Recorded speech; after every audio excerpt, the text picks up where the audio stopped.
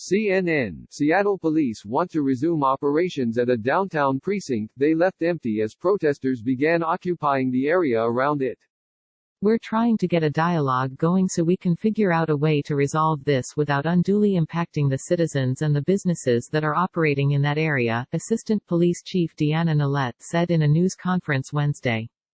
According to CNN affiliate Como, police boarded up the East Precinct building in the Capitol Hill neighborhood and left it unoccupied amid protests over the police killing of George Floyd in Minneapolis. Since then, protesters have cordoned off the area with barricades and are calling it the Capitol Hill Autonomous Zone, or CHAZ.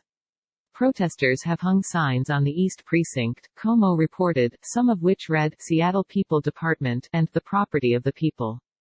A defaced sign for the East Precinct reads, Seattle People Department, on Wednesday in Seattle.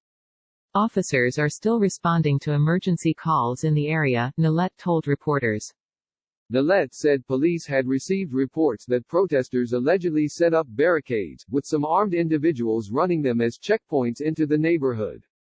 While they have a constitutionally protected right to bear arms, and while Washington is an open carry state, there is no legal right for those arms to be used to intimidate community members, Nillette said, adding that anyone subjected to these demands should call 911.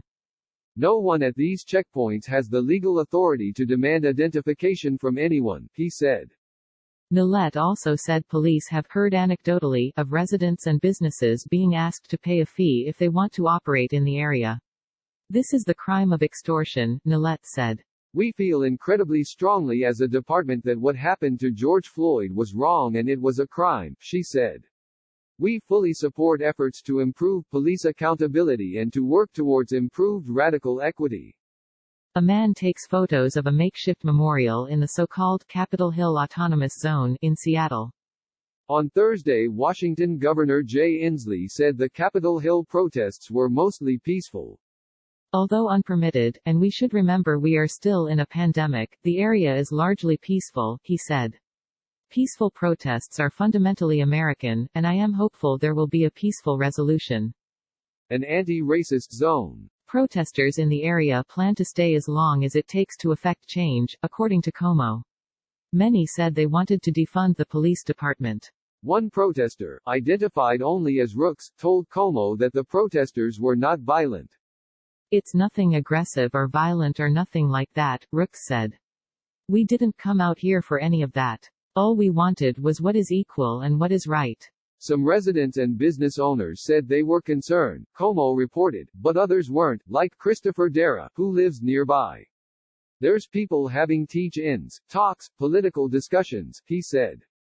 Kate Van Petten, who works at a nearby coffee shop, told CNN affiliate Kiro the CHAZ was an anti-racist zone, and that her business has been supporting the movement. We've been setting out free coffee for the protesters and doing everything we can to support them, she said. A sign welcomes visitors to the so-called Capitol Hill Autonomous Zone on Wednesday. The situation in Seattle has drawn the attention of President Donald Trump, who tweeted Wednesday night that the city's mayor and Inslee are being taunted and played at a level that our great country has never seen before. Take back your city now. If you don't do it, I will. These ugly anarchists must be stooped sick immediately, the president said, later adding that domestic terrorists have taken over Seattle, run by radical left Democrats, of course.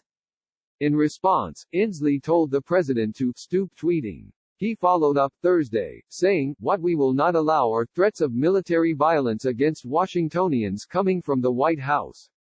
Seattle officials say there is no indication the occupied area is being coordinated by left-wing groups under the umbrella of Antifa. City officials have not interacted with armed Antifa militants at this site, but will continue to be on site to monitor the situation closely, city spokeswoman Lori Patrick said in a statement. It's unclear who is leading the protesters, but Nillette said Wednesday that police were working to find a point of contact to establish a line of communication.